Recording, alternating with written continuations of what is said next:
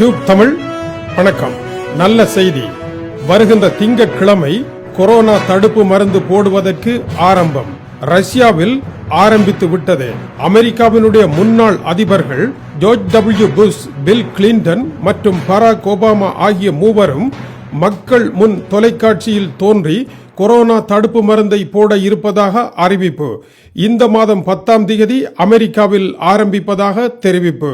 இவ்வாறு உலகம் முழுவதிலும் கொரோனா தடுப்பு மருந்து விரைவாக போடுவதற்கான செய்திகள் வந்த வண்ணம் உள்ளன. 10 வருடங்கள் செல்லும் ஒரு தடுப்பு மருந்தை உருவாக்குவதற்கு என்பது இதுவரையான உலக வரலாறாக இருக்கின்றது.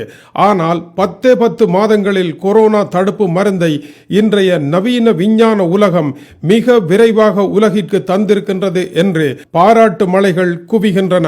முதலாவதாக பயோன்டெக் ஃபைசர் என்கின்ற மருந்து பிரிட்டனில் வருகின்ற திங்கட்கிழமை முதல் போடப்பட ஆரம்பிக்க இருக்கின்றது. நேற்று புதன்கிழமை பிரிட்டனுடைய வைத்திய துறை இந்த மருந்தை போடுவதற்கான அனுமதியை வழங்கிவிட்டது. மருந்துகள் பெல்ஜியம் தலைநகர் புருசெல்ஸில் இருந்து ஆங்கில கால்வாய் வழியாக சுரங்கத்தின் ஊடாக இதை ஏற்றி வந்த பாரவண்டிகள் வந்தபொழுது அவற்றை புகைப்படம் எடுத்து த சன் பிரிட்டன் பத்திரிகை வெளியீடு செய்திருக்கின்றது.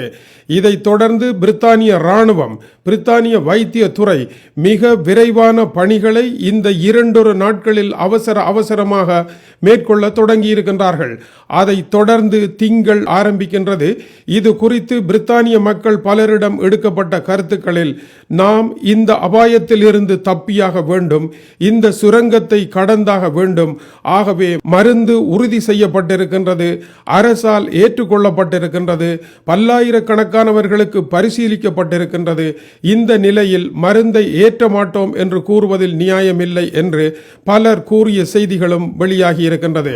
பிரிட்டனுடைய சுகாதாரத்துறை அமைச்சர் மேட் ஹான்காக் அவர்கள் மேலை நாடுகளில் முதலாவதாக கொரோனா தடுப்பு மருந்தை போட்ட நாடு என்கின்ற புகழ் பிரிட்டனையே வந்தடைகின்றதாக கூறி உலகமன்றிற்கு இந்த தகவலை வெளியிடுவதாகவும் குறிப்பிட்டிருக்கின்றார். ஐரோப்பிய ஒன்றியத்தில் இருந்து விலகி ஒரு சூப்பர் பவராகவும் உலகத்திற்கு தலைமை தாங்குகின்ற ஒரு நாடாகவும் தன்னை கட்டமைத்துக் கொள்ள இருப்பதாக அறிவித்திருக்கின்றது. அந்த வகையில் கொரோனா தடுப்பு மருந்தை ஐரோப்பிய நாடுகளில் முதலாவதாக போட்டு சாதனை படைக்க இருக்கின்றது பிரிட்டன் என்பது சிறப்பு செய்தியாக இருக்கின்றது. அதேவேளை விட்டேனா பார் என்று ரஷ்யாவினுடைய அதிபர் விளாடிமிர் புட்டின் அவசரமாக பணிகளை முடுக்கிவிடும்படி கூறியிருக்கின்றார். மொஸ்கோவினுடைய தென்புல வைத்தியசாலைகளுக்கு ஸ்புட்னிக் வி என்கின்ற மருந்து அனுப்பப்பட்டு விட்டது. இப்பொழுது அந்த மருந்தை போடும் பணிகள் ஆரம்பிப்பதாக கூறப்பட்டாலும் வைத்தியசாலை வட்டாரங்கள் ஏற்கனவே ஆரம்பித்து விட்டது சென்ற வாரம் என்று கூறியிருக்கின்றார்கள்.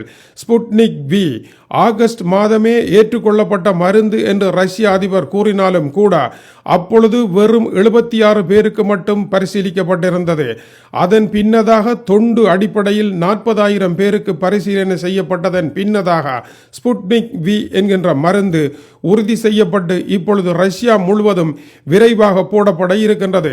பிரிட்டன் முதலில் 8 லட்சம் பேருக்கு தடுப்பு மருந்தை ஏற்ற இருக்கின்றது.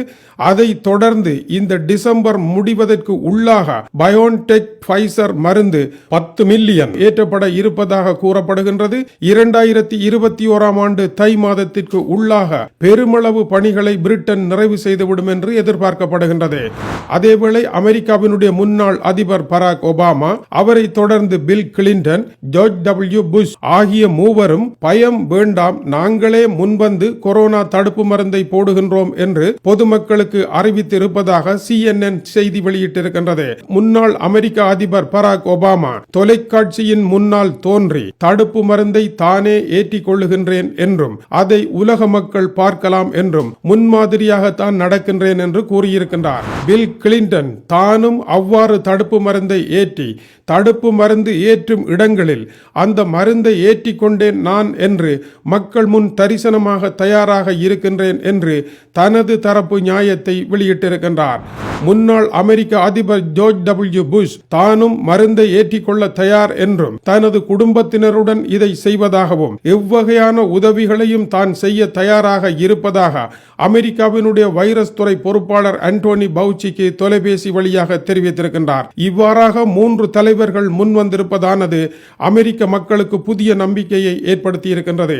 டிசம்பர் 10 அமெரிக்காவில் மருத்துவ துறையானது மருந்தை ஊர்ஜிதம் செய்கின்றது.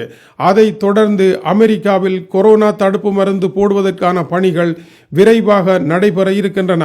இது புதிதாக வந்திருக்கும் ஜோ பைடனுக்கு மிகச்சிறந்த ஒரு செய்தியாக இருக்கின்றது. அதேவேளை இந்தியாவில் பல நிறுவனங்கள் மிக விரைவாக கொரோனா தடுப்பு மருந்தை உருவாக்கும் பணிகளை முடுக்கிவிட்டிருப்பதாகவும் செய்திகள் வந்து கொண்டிருக்கின்றன.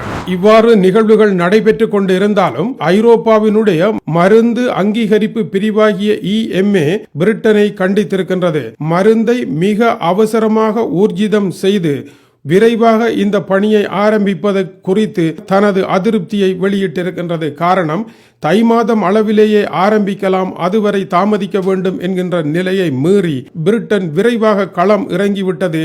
ஐரோப்பிய நாடுகளை பின்னடைய செய்துவிட்டது என்பது குறிப்பிடத்தக்கது. ஆனால் பிரிட்டன் முன்னரே இராணுவத்தை களமிறக்கி வைத்தியசாலை பிரிவுகளுக்கு ஏற்பாடு செய்து இதற்கான பொது இடங்களை தெரிவு செய்து தன்னுடைய பணிகளை முடுக்கிவிட்டிருந்தது குறிப்பிடத்தக்கது. இதுபோல ஜெர்மனியும் பொது மைதானங்கள், விளையாட்டு இடங்கள் போன்ற இடங்களை எல்லாம் தேர்வு செய்திருக்கின்றது. மிக விரைவாக அந்த பணியை நிறைவு செய்வதற்கான அனைத்து நடவடிக்கைகளும் முடுக்கிவிடப்பட்டிருக்கின்றன. ஐரோப்பிய நாடுகள் எங்கும் கொரோனா தடுப்பு மருந்தானது மிக விரைவாக போடப்பட இருக்கின்றது. இது ஒரு வரலாற்று முக்கியமான நிகழ்ச்சி என்று கூறப்படுகின்றது. காரணம், முன்னர் வந்த பெரும் நோய்களுக்கெல்லாம் தடுப்பு மருந்துகள் வருவதற்கு 10 ஆண்டுகள் காலம் போராட வேண்டி இருந்தது. ஆனால் இன்றைய நவீன விஞ்ஞானமும் விரைவான கருவிகளும் 10 மாதங்களில் கொரோனா தடுப்பு மருந்தை தந்துவிட்டது. கொரோனா தடுப்பு மருந்தானது உறுதி செய்யப்பட்ட மருந்தாக இருப்பதாக தலைவர்கள் கூறுகின்றார்கள். அதேவேளை இதனுடைய பக்க விளைவுகள் எவ்வாறு இருக்கும் என்பதை மருந்தை ஏற்றிய பின்னரே காண முடியும். எவ்வாறாயினும் கொரோனா என்கின்ற பாரிய நோயானது இந்த ஆண்டுக்குள் தன்னுடைய வரலாற்றின் பெரும் பகுதியை முடித்துக்கொண்டு பின்வாங்கிவிட போகின்றது என்பதுதான் நிதர்சனமாக இருக்கின்றது.